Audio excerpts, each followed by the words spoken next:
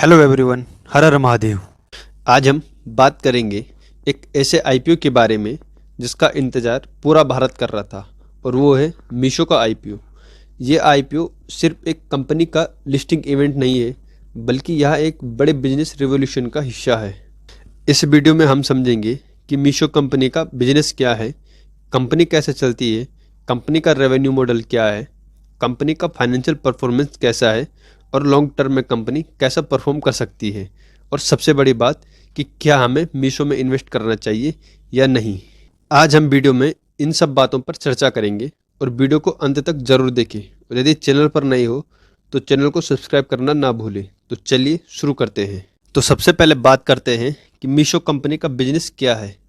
तो यह एक सोशल कॉमर्स और ई कॉमर्स प्लेटफॉर्म है जहाँ से लोग सस्ते में प्रोडक्ट खरीदते हैं, जैसे कपड़े हो गया, kitchen item, toys, home decoration का सामान हो गया, ज्वेलरी, शूज़ और बैग्स वगैरह।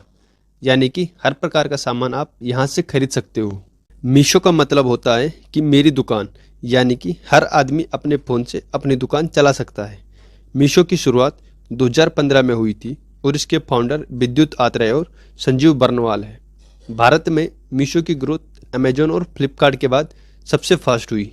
अब बात करते हैं कि मीशो का बिजनेस कैसे चलता है। तो मीशो का बिजनेस 3 तरीके से चलता है। पहला रीसेलिंग से, दूसरा लो प्राइस सेलिंग से, और तीसरा डिलीवरी सर्विस से।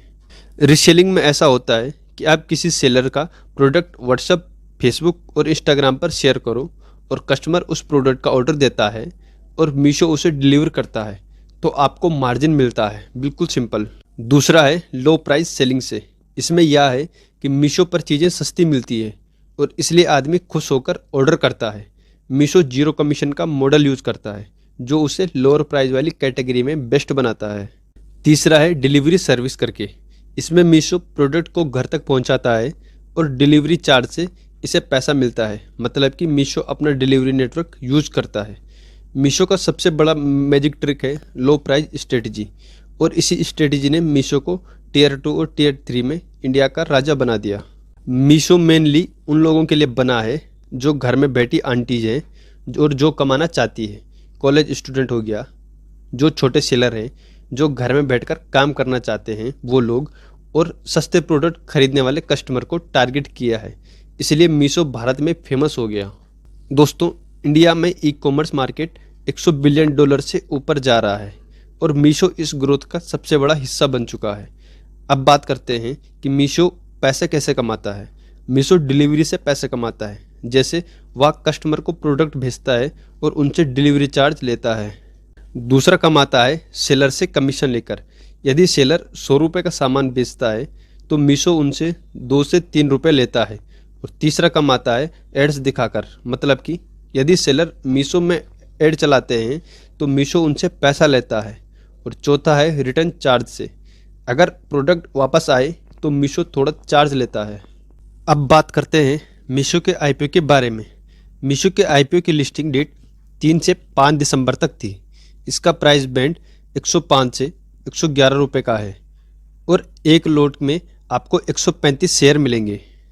कंपनी मार्केट से 5,421 करोड़ रुपए उठाएगी, और इनमें से 4,250 करोड़ रुपए कंपनी के पास जाएगा, और बाकी 1,171 करोड़ रुपए का ये ऑफर निकालेंगे।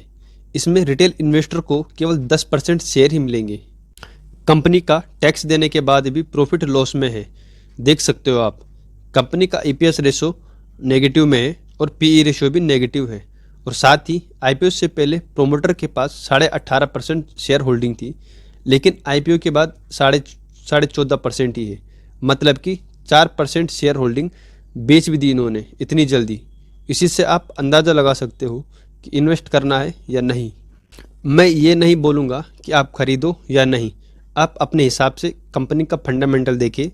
मुझे जो लगा वो मैंने बता दिया। और एक आखिरी बात कि इसमें इन्वेस्टर के लिए क्या रिस्क है। तो इसमें कंपनी का अमेजोन और फ्लिपकार्ट से कंपटीशन है। कंपनी का रिटर्न रेट हाई है और प्रॉफिट मार्जिन कम है। यह फैशन कैटेगरी पर ज़्यादा डिपेंड है, जो कि आगे नुकसानदायक हो सकती है। लॉन्ग टर्म इन्वेस्टर के लिए मीशो एक प्रोमिसिंग स्टॉक हो सकता है, लेकिन वैल्यूएशन के हिसाब से डिसीजन लेना ज़रूरी है। तो सीखते रहिए, समझते रहिए और स्मार्ट इन्वेस्टर बनिए। अगर वीडियो पसंद आई हो तो वीडियो को लाइक करें, शेयर करें और चैनल को सब्सक्राइब जरूर करें। अगर आपका कोई भी सवाल हो तो कमेंट में ज़रूर पूछिए। मिलते हैं नेक्स्ट वीडियो में। जय हिंद, वंदे मातरम।